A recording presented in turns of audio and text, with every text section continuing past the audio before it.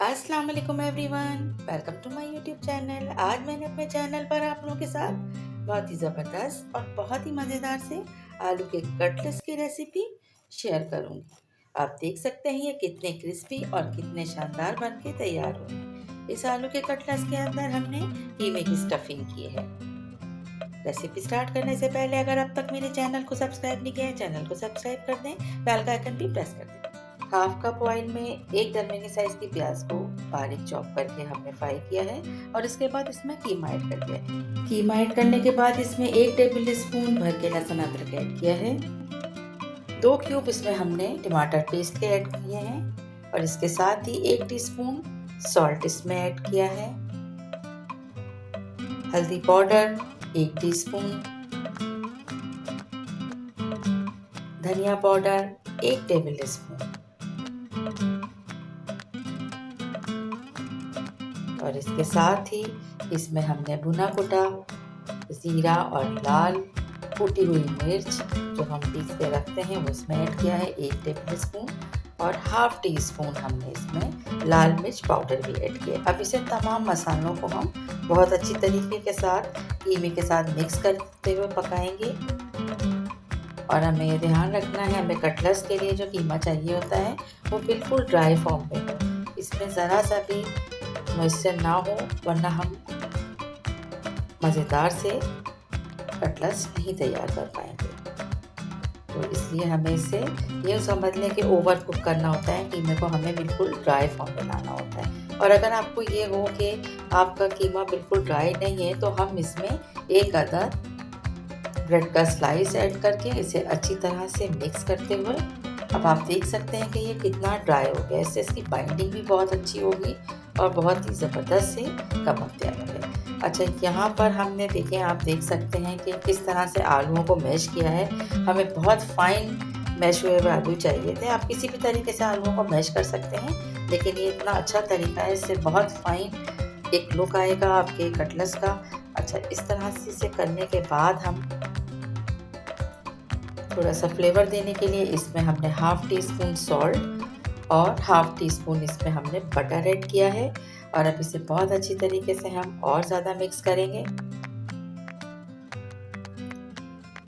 Cornflour 1 table spoon और 1 ही table spoon मैदा add करके अब तमाम चीज़ों को अच्छी तरह से आलू के साथ मिक्स कर लेंगे। अब देखें, ये बहुत अच्छा सा एक कबाब का टेक्सचर तैयार हो गया है और कितना स्मूथ है आप देख सकते हैं। अब हम इसमें थोड़ा सा हरा धनिया ऐड कर देंगे प्रेजेंटेशन के लिए, इसकी लुक बहुत अच्छी आती है। अब इस तरह से हम हथेली पे आलू को जो है फैलाएंगे और इसके बाद इसके ऊपर कीमा रखते हुए इसको कवर अप कर देंगे। साइज आप इसका छोटा बड़ा कर सकते हैं, लेकिन ये बिल्कुल नॉर्मल साइज के कबाब बनके तैयार हो जाएंगे।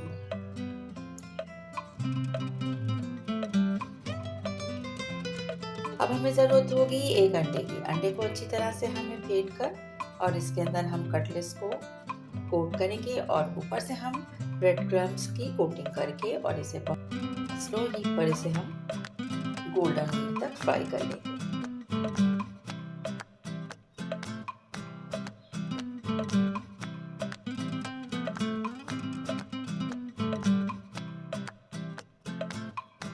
इस तरह से तमाम कबाबों को हमने अंडे के साथ कोट किया है और ऊपर से हम इसके क्रम्स की कोटिंग करेंगे और फिर हम इसे 1 बाय 1 ऑयल के अंदर फ्राई करते जाएंगे। हमें बहुत ज़्यादा तेज़ हीट पर इसे नहीं फ्राई करना है, हमें बहुत ही मीडियम लो हीट पर इसे फ्राई करना है। और जब एक साइड से जैसे ही सीखते हैं तो हम इसे टर्न करेंगे और इसके बाद इसका दूसरे साइड को भी हम अच्छे से फ्राई करेंगे और यूँ बहुत ही शानदार और बहुत ही क्रिस्पी ज़बरदस्त से ये आलू के कटलेट्स कीमे के साथ तैयार हो जाएंगे। आप इन्हें बच्चों के लंच बॉक्स में दीजिए या शाम की चाय में सर्व करें। इसके अलावा आप इसको किसी भी राइस की डिश के साथ भी सर्व कर सकते हैं। बटर पुलाव के साथ बहुत ज़बरदस्त लगता है और साथ में अगर चटनी हो तो क्या बात है। आप इसके साथ ग्रीन चटनी या केचप भी ऐड कर सकते हैं और एंजॉय कर सकते हैं।